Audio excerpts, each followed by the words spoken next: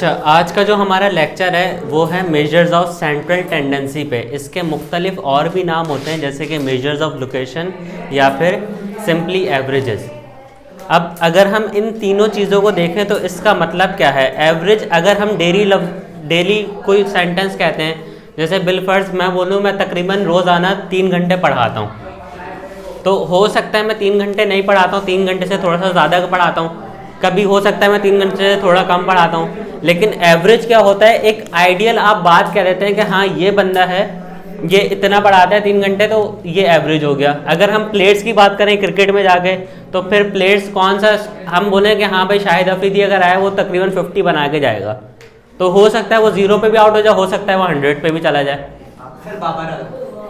ये चीज़ें हम कह सकते हैं ना, ये जो डेली हम सेंटेंसेस यूज़ करते हैं इस तरह के, इसको हम कहते हैं एवरेजेस। ठीक है, तो हम ये डेली लाइफ में इस्तेमाल करने वाली चीज़ों को पढ़ रहे हैं अभी। अब इसमें इसके मुख्तलिफ नाम भी हैं, यानी कि इसका अगर आप अच्छा नाम लेना चाहते हैं तो मेजर ऑफ सेंट्रल टेंडेंसी बोलते हैं इसको। सेंट्रल का मकसद होता है मरकजी, मतलब कहाँ पे ज़्यादा स्कोप है उसका। जैसे अगर एक बंदा है वो 50 स्कोर कर रहा है तो 50 उसका ज़्यादा मेन पॉइंट है उसका, कि 50 तो बना लेगा। ठीक है, या इसका दूसरा नाम जो बुक में यूज़ करा गया वो करा गया मेजर्स ऑफ लोकेशन, और इसका नॉर्मली नाम एवरेजेस होता है। अच्छा, हमारे पास टोटल एवरेजेस हैं कितने? टोटल 5 एवरेजेस हैं। अगर हम बेसिक को देखें तो बेसिक 3 है, मीन, मीडियन, मॉड। और मीन की ही क्लासिफिकेशन में 3 मुख्तलिफ आते हैं, एक अर्थमेटिक मीन, दूसरा जियोमेट्रिक मीन और तीसरा harmonic mean. Arithmetic mean AM, geometric mean GM या हार्मोनिक मीन HM। तीनों मीन ही हैं, बस फॉर्मूलाज तीनों के थोड़े थोड़े मुख्तलिफ होंगे।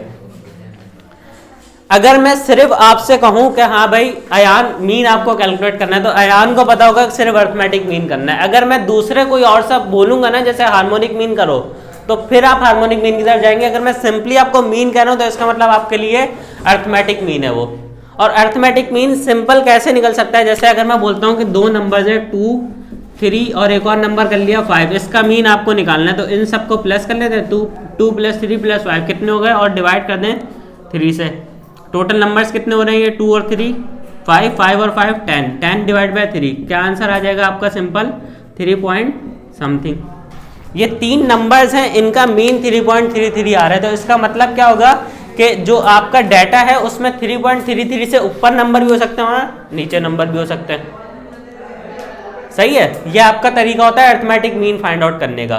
फिर इसके बाद कहते हैं मीडियन। मीडियन का मतलब होता है सेंट्रल वैल्यू, मतलब जो बीच में वैल्यू आ रही है। अब अगर हम 3 नंबर देखें, इसमें से सेंटर वाली वैल्यू कौन सी है?